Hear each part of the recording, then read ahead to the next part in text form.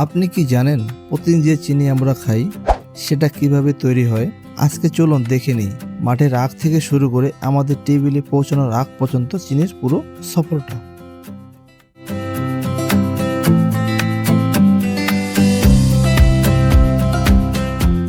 চিনি তৈরির মূল কাঁচামাল হলো আখ। আখ সাধারণত উষ্ণ আর্দ্র জলবায়ুতে ভালো জন্মায়। দক্ষিণ ও দক্ষিণ পূর্ব এশিয়ায় যেমন ব্রাজিল, ভারত, চীন এসব দেশে আখের ব্যাপক চাষ হয়। বাংলাদেশের উত্তরবঙ্গ ও দক্ষিণ পূর্বাঞ্চলে আখ বেশ জনপ্রিয়।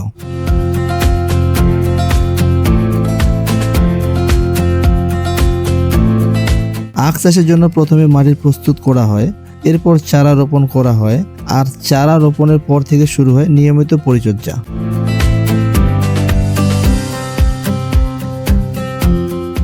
আখ বড় হতে প্রায় 10 থেকে 12 মাস সময় লাগে।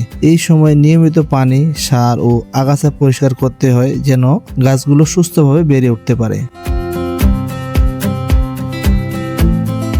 আখ পরিপক্ক হলে হাতে বা অত্যাধুনিক যন্ত্র দিয়ে তা কাটানো হয়। কাটানো আখ ট্রাক বা ট্রলারে করে নিয়ে যাওয়া হয় চিনিকলে, যাকে আমরা অনেকেই সুগার মিল বলে থাকি।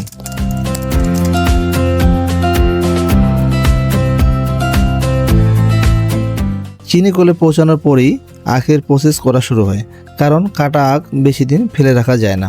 বেশি দেরি করলে আখের রস নষ্ট হয়ে যেতে পারে। চিনিকলে প্রথম ধাপে আখ ছোট ছোট টুকরো করে কাটা হয়, তারপর একাধিক ভারী মেশিনের সাহায্যে আখের থেকে রস চিপে বের করা হয়। তবে এই আখ এখনও খাওয়ার উপযোগী নয়। আখ পরিষ্কার না করে তা থেকে সরাসরি রস বের করায় তাতে বিভিন্ন ধরনের ময়লা লেগে থাকে।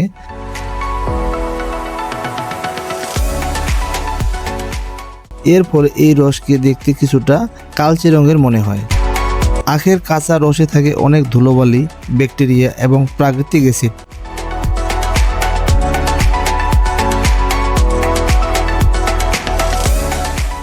তাই এই আখকে প্রথমে গরম করা হয়, তারপর তাতে চুন ও কার্বন ডাই অক্সাইড মেশানো হয়। এই প্রক্রিয়ার মাধ্যমে সব ময়লা হয় উপরের দিকে উঠে আসে কিংবা নিচের দিকে জমে যায় এবং এরপরে আমরা পাই সেই কাঙ্ক্ষিত পরিষ্কার রস।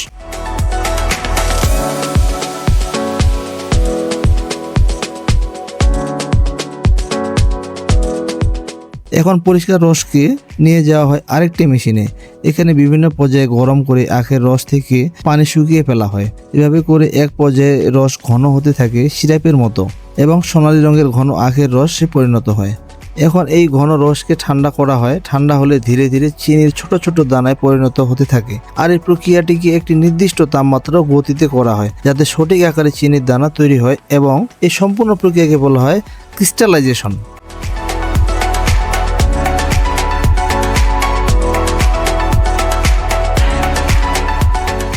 এখন চিনির দানা তৈরি হওয়ার পর থেকে সেটিকে উচ্চ গতিসম্পন্ন ঘূর্ণায়মান যন্ত্রে রাখা হয়। এখানে সিরাপ ও চিনির দানা আলাদা করা হয়। পরিশেষে চিনির দানাকে আবার শুকিয়ে এবং ছেঁকে একদম খাঁটি চিনিতে রূপান্তর করা হয়। এরপর তা ওজন করে প্যাকেটিং করা হয়।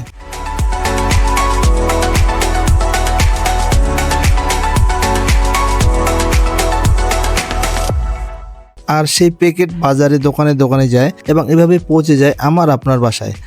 আর জানিয়ে রাখি, আখ থেকে শুধু চিনি নয়, বরং গুড়, অ্যালকোহল ও পশুর খাদ্যও তৈরি হয়।